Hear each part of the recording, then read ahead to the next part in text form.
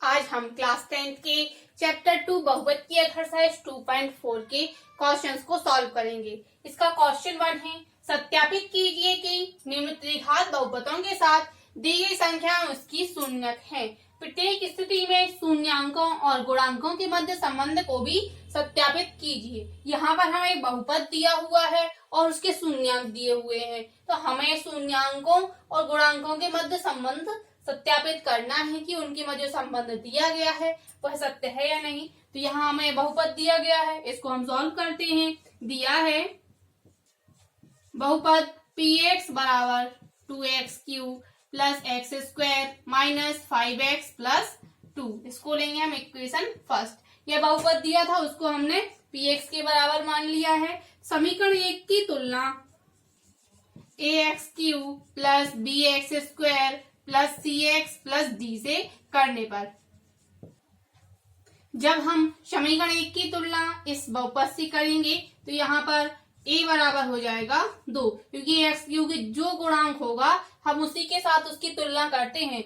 x³ के गुणांक की x³ के साथ में होगी तो a बराबर हो जाएगा यहाँ 2, b बराबर हो जाएगा 1, c बराबर -5 तथा d बराबर हो जाएगा यहाँ पर 2, क्योंकि डी की पे यहाँ 2 लिखा है तो 2 हो जाएगा। अब यहाँ चूंकि हमें शून्यक दिए हैं 1/2, 1 तथा -2, हमें यही यहाँ पर शून्यक दिए गए हैं।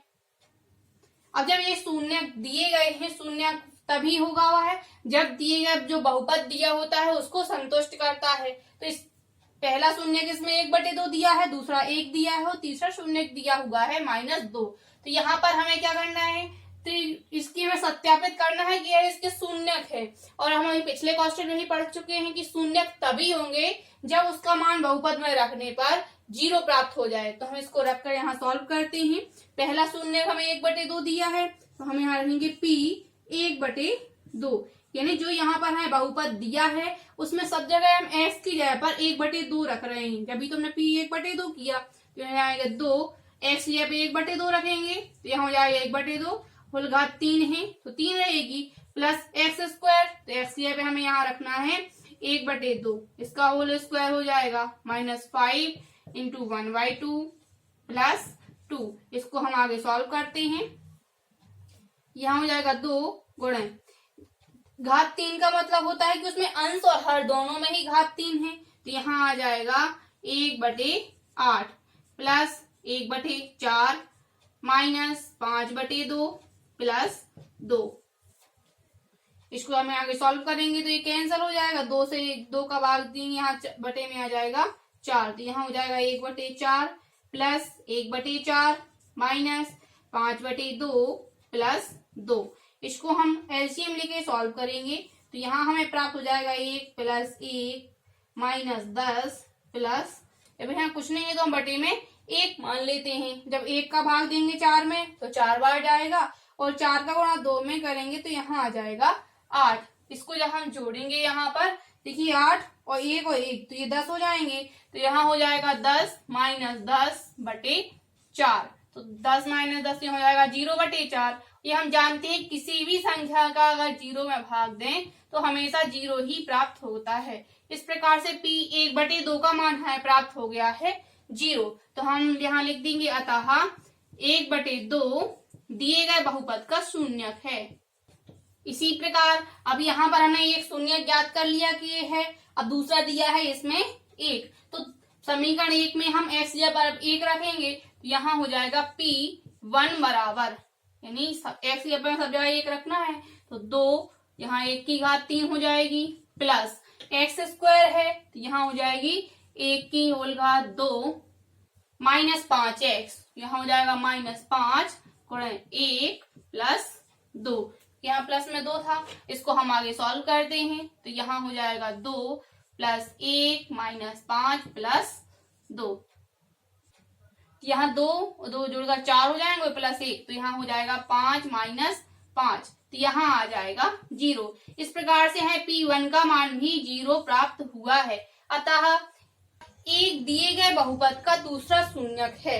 देखिए यहाँ पर हमें 2 शून्यक प्राप्त हो गए हैं। इसी प्रकार से समीकरण 1 में हम x की जगह पर -2 रखकर देखते हैं कि हमें वह शून्यक प्राप्त होता है या नहीं होता है। तो समीकरण 1 में x बराबर -2 रखने पर, इसको भी हम रखकर सॉल्व करके देखते हैं।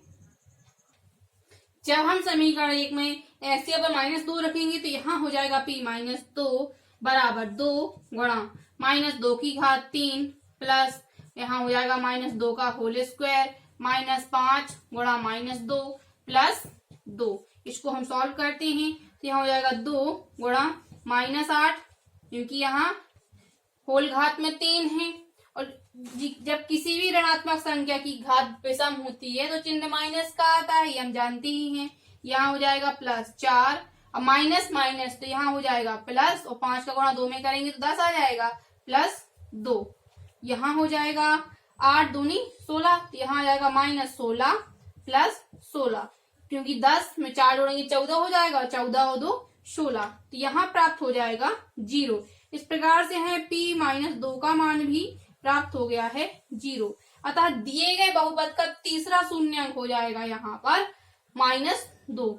स्पष्टतः सभी शून्यक दिए गए बहुपद के हैं, क्योंकि यहाँ पर हमें इन तीनों शून्यकों के मान बहुपद में रखने पर 0 प्राप्त हुआ है। अतः सभी शून्यक बहुपद के हो जाएंगे। तो हमने शून्यक ज्ञात करने के हैं, इसकी सत्यता की जांच भी कर ली। अब कहा गया है प्रत्येक स्थिति में शून्यांकों और गुणांकों के मध्य संबंध को भी सत्यापित कीजिए। अब हमें इसके शून्यांकों और गुणांकों के मध्य संबंध की सत्यता की जांच करनी है। यहाँ पर हमें अल्फा बराबर दिया है 1/2, तो यहाँ पर हम इसको मान लेते हैं, माना अल्फा बराबर 1/2, क्योंकि पहला शून्यक 1/2 था। दूसरा शून्यक हमने मान लिया है बीटा, बीटा बराबर मान लेंगे यहाँ पर 1, तथा तीसरा शून्यक मान लेते हैं हम गामा, गामा बराबर है यहाँ पर -2, क्योंकि यही 3 शून्यक दिए हैं 1/2, 1 और -2। इसको हमने अल्फा, बीटा और गामा के रूप में मान लिया है। This implies that alpha plus beta plus gamma.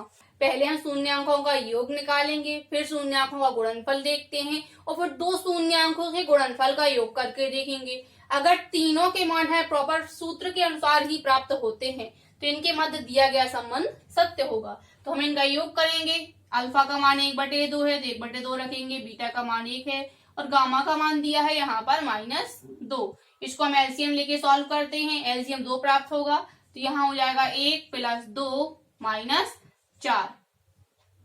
यहाँ हमें प्राप्त हो जाएगा -1/2। अब यहाँ पर -1/2 प्राप्त हुआ है। इन ए बी सी के मानों को हम देखते हैं, क्योंकि हम जानते हैं कि शून्यकों का योग क्या होता है -b/a। तो b का मान क्या है यहाँ पर 1, तो यहाँ आ जाएगा -b/, और a का मान दिया है यहाँ पर 2। इस प्रकार से शून्यकों का योग हमें यहाँ पर प्राप्त हुआ alpha plus beta plus gamma बराबर -b/a। यह होता है सूत्र के अनुसार। अतः यहाँ पर हमारा एक संबंध हमें सत्यापित हो गया है। अब हम निकालेंगे इसी प्रकार से 2 शून्यकों के गुणांकों का योग। यह होता है alpha beta plus beta gamma plus gamma alpha बराबर, हम इनका मान रखते हैं सबके। अल्फा का मान 1/2 है तो यह हो जाएगा 1/2 गुणा 1 प्लस 1 गुणा -2 प्लस -2 गुणा 1/2। अब इसको हम यहाँ पर सॉल्व करेंगे तो यहाँ हो जाएगा 1/2 -2, यहाँ 2 से 2 ये कैंसिल हो जाएंगे तो यहाँ आ जाएगा -1। एलसीएम लेके जब इसको सॉल्व करेंगे एलसीएम 2 प्राप्त हो जाएगा हमें यहाँ पर। यहाँ हो जाएगा 1 -4 -2, यहाँ आ जाएगा 4 2 -6 हो जाएंगे और प्लस की 1 तो यहाँ आ जाएगा -5/2। यहाँ पर देखिए c का मान है -5 और 2 मान दिया है यहाँ पर a का, तो यहाँ आ जाएगा c/a, क्योंकि c का मान है यहाँ -5 और a का मान है 2। इस प्रकार से alpha beta plus beta gamma plus gamma alpha, इसका मान हमें प्राप्त हुआ है c/a। यह भी सूत्र के अनुसार ही हमें प्राप्त हुआ है। यहाँ पर हमारे 2 शून्यों के मध्य जो संबंध था वह सत्य हुआ है। अब हमें एक और करके देखना है यहाँ पर शून्यांकों का गुणनफल। अभी हमने शून्यांकों का योग किया, फिर दो शून्यांकों से गुणनफल का योग किया है, और अब निकालना है हमें सिंपल शून्यांकों का गुणनफल। तो उसको हम करके देखते हैं। Alpha into beta into gamma, यही होता है शून्यांकों का गुणनफल। इसके हम मान रखेंगे यहाँ पर 1/2 गुणा 1 गुणा -2। इसका हम गुणा करेंगे तो यहाँ आ जाएगा -2/2। यहाँ देखें तो -2/2 प्राप्त हुआ है, यहाँ हमें मान प्राप्त हो जाएगा -d/a। इस प्रकार से हमें alpha into beta into gamma का मान प्राप्त हुआ है -d/a। यह भी सूत्र के अनुसार ही है। -d क्यों आया है? क्योंकि माइनस था इसलिए हमने माइनस लगाया, और d का मान यहाँ 2 दिया है और a का मान भी 2 दिया है, तो मान तो दोनों 2 हैं, लेकिन यहाँ एक सूत्र होता है शून्यांकों का गुणनफल त्रिघात बहुपद में -d/a। तो सूत्र के अनुसार हमारा वह मान हमें यहाँ पर प्राप्त हो गया है। इस प्रकार से शून्यांकों और गुणांकों के मध्य जो संबंध था वह भी सत्यापित हो गया है। अतः a बराबर 2, b बराबर 1, c बराबर -5 तथा d बराबर 2 बहुपद की जो ये मान है वह सभी बहुपद में सम्मिलित हैं। अगले क्वेश्चन को सॉल्व करेंगे हम नेक्स्ट वीडियो में।